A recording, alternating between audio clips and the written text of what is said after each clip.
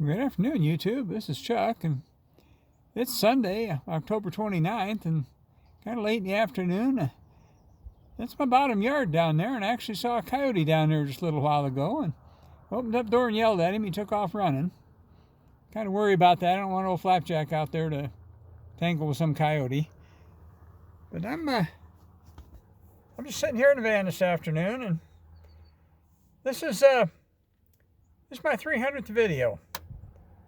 It's also a little over a year since the channel started. And last night I hit my 700th subscriber. And so I thought it was a good time to just sit and talk a little bit and reflect a little bit about what I've learned about YouTube and the good things and the bad things and about being a YouTuber. And first of all, when I started this channel, for those of you that haven't seen the earlier videos, my partner has a Bigfoot channel. It's called Arizona Squatch, and he talked me into putting some stuff up on his channel. And when I started realizing how easy it was with the phone, and I thought, well, maybe I'll start doing my own. So I started posting stuff in October of last year, and like I say, this is my 300th video. So what do I think about it? Well, when I went in to start to do this, I didn't want to get all carried away with equipment, and I didn't want to get stuck with hours and hours of editing. And you hear YouTubers complaining about that all the time, how it takes them 8 hours to edit a 20-minute video. And I don't really have the time to devote to that, or I don't want to take the time to devote to that. So I figured I was going to do it if it was easy. And so every single video that you've seen that's come up on this channel, and this is number 300, has been just shot on my phone with limited editing. I won't say no editing because I've strung a few things together and I've had to trim a couple of things and added a little bit of text to some stuff. But basically, it's a what you see is what you get. I guess I'm blessed in the fact that in my line of work, I taught at community college level for many years, and as a fire chief, I had to do some public speaking, and I was a public information officer on some big forest fires, and so I can talk, and I can talk to a camera, and I don't get flustered by that. And so that's helped me out a lot. But there are times when I'll try to shoot something, and I'll, as I say, trip over my tongue, or my mind gets to wandering and I lose track of where I'm at, and I've had to go back and reshoot some stuff. But most of the time I've been real fortunate. I haven't had to do that. And so this is my first take on this one. We'll see how it goes. So what's my opinion about shooting YouTube? Well, I enjoy telling stories, and I've got a good memory, and I remember a lot of different things, and I've had a lot of things happen over my career. Those of you that haven't watched my earlier videos, if this happens to be the first one you've ever watched, I spent 44 years in the fire service, and 34 of it as a responder, and 31 of it at chief officer level. So I've been around the block a little bit. I've responded to an awful lot of calls, and I've seen a lot of stuff, both good and bad. And as a responder, of course, you have things that stick with you, and some tragic calls. I shot a couple of tragic firefighter stories here not too long ago, and I got a couple more. I try not to overload you with that stuff, but so what's my channel about? Well, when I started, I wanted to do a channel that's about what I'm interested in. I didn't want to be a niche channel, and I didn't want to get hamstrung with what I could talk about. And I've got a lot of wide variety of interests, and of course the Bigfoot thing is one, and the fire thing is another, and I travel a lot, and I like to show people quirky things that I run into, and so I wanted to leave that open for that. Well, that's been kind of a good thing and a bad thing. Let's talk about the good thing is that it gives me an outlet for telling my stories. And people were after me for a while to write a book, and I still might do that. But this seems to me to be a kind of a more modern outlet to doing that, and I think I probably get out in front of more people by YouTube videos than I would if I wrote a book. I don't know how many copies I would ever sell of a book if I wrote one, But I'm up over 133,000 views on YouTube now, and that's 133,000 people that have seen something that I had to say. Maybe not all of it, but they saw something. And so that might be more, that might be more of a reach than I would have gotten if I had written a book, and I might still do that. The folks over at the museum they're after me to write a couple of them, and they agreed to publish them if I write them. And one's about the history of the Payson Fire Department, and I'll probably do that at some point in time. But I've often thought, YouTube likes niche channels. Let's just say that. And the algorithms are looking for that. And one of the things I've done, I guess you could say done wrong, is my channel is too broad. It talks about too many things. If I was to stick to one thing, if I was to stick to fire stuff, or if I was to stick to Bigfoot stuff, they would probably promote my channel more, and I probably would end up having more subscribers. And I thought about doing that. At one point, I thought about breaking the channel up and moving all the Bigfoot stuff over to a separate channel. But I decided that's getting over into too much work again. And then if it gets to be too much work, it's not fun anymore, and I don't want to do that. So I want to just kind of keep doing what I'm doing. The other thing YouTube does is, I don't totally understand the algorithms. There's a lot of videos out there, YouTube videos out there about how to make YouTube videos. And they tell you how to create clickbait. And there's a lot of them that are clickbait telling you how to create your own clickbait. And one of them is they tell you on your thumbnail you're supposed to look surprised or look different, get this. And you see a lot of that where if somebody's on the thumbnail for the video, they're doing one of these. Well, could I do that? Yeah, I could do that, but that's not me. I'm not up for that. I guess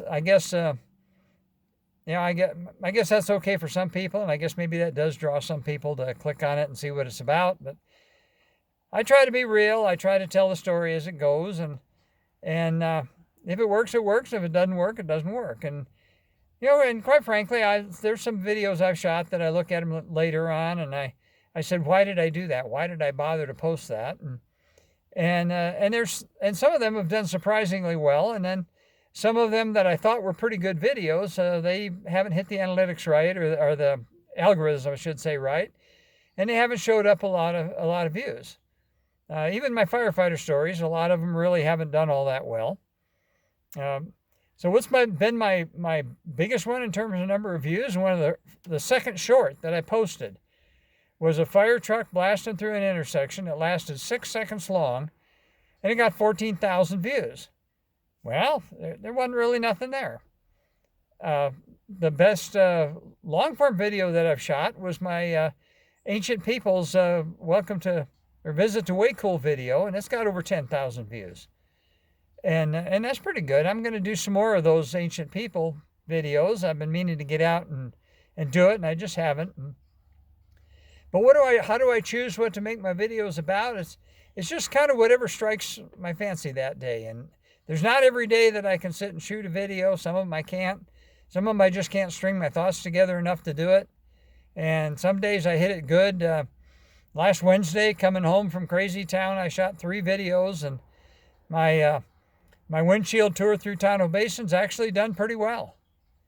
And the other one's not quite so much, but still, I think eventually my firefighter stories will find their audience. I've heard a lot of people saying you just got to kind of stick with it, and I'm kind of torn between two things. One is I keep telling myself I never care to get monetized. I don't really care about numbers of subs or numbers of views. And then the competitive side of me says, no, yeah, you do. You want it to be successful. Well, I guess it depends on how you describe success. So, do I think I'm successful with what I've done? Yeah, for a year. Yeah, for doing this for a year, I think I've done okay. Would I like to do better? Yeah, obviously I'd like to do better. The competitive side of me kind of pokes me with a stick every once in a while. But I don't think I'm going to change my format. I don't think I'm going to change the way I do things. I'm not going to try to post stock pictures I got from somewhere, or some little girl in a bikini or something trying to draw views, and some guys do that. I'm not going to do that. I'm just going to keep doing what I'm doing. I'm going to keep telling my stories, and If people like it, that's fine. If they don't like it, I guess that's fine too. There's a lot of channels out there on YouTube. If I get something up there I don't like, I'm not afraid to take it down and throw it away. There'd been a number of them that after I got it all done and got ready to upload it, I looked at that and said, this is not up to the standard that I want to meet. So figured I'd just give you a little update and tell you about it. And another thing I don't do is I don't harp on all my videos about, like, share, subscribe, click the bell for notification and all that kind of stuff. And I figure y'all watch other YouTube videos. If you want to do that, if you want to subscribe, you're certainly welcome to, and I appreciate that. If you want to comment on my videos, I appreciate that as well.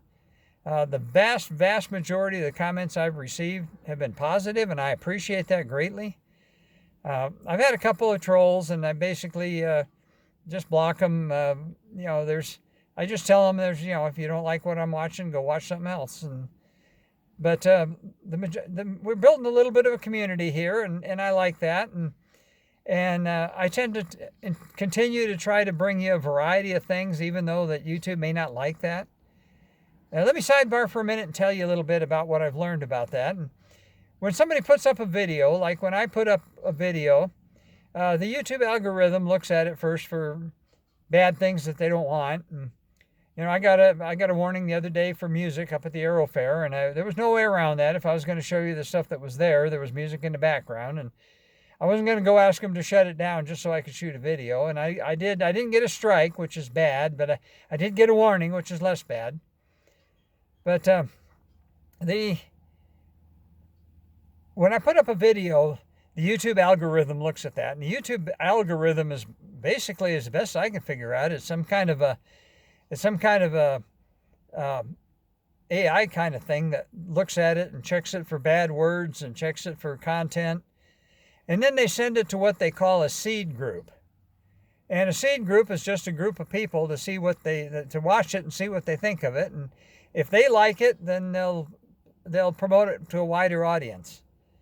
And the problem, of course, of mine is my niche is so broad that the seed group isn't always the people that what my video's about. And so I think some of my videos could get promoted a lot more. Every once in a while we'll hit a seed group that likes one of my videos and they'll promote it widely. And a good example to that was my firefighter story about the car versus elk. That one got promoted quite a bit. And that one's brought in quite a few views. I think my recent windshield tour of Tonto Basin, that's doing pretty well. I think that probably got favorable reviews from the seed group as well. But because I talk about so many different things and so many different topics, the algorithm hasn't quite been able to figure out the proper seed group to send my stuff to, and I think that's kind of harmed me a little bit. But do I want to understand it? Yeah, I want to understand it. I'm not gonna change everything I do just to try to get views. I'm gonna keep doing what I'm doing. Tell me whether you approve or whether you don't. Your comments are always welcome. But that's just been a little update, the first take on this. I think maybe I got it.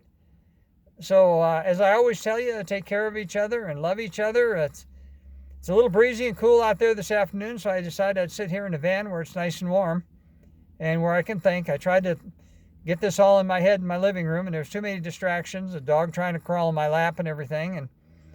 But out here in the van, it serves as my recording studio, and it's comfortable out here, and it's nice and warm, and I think the lighting is okay. So I guess for now, until I see you again, let me point you back out the window where I can find the button. I don't see the coyote down there. I've been kind of looking for him. But right now, I'll just tell you, have a great day and peace out.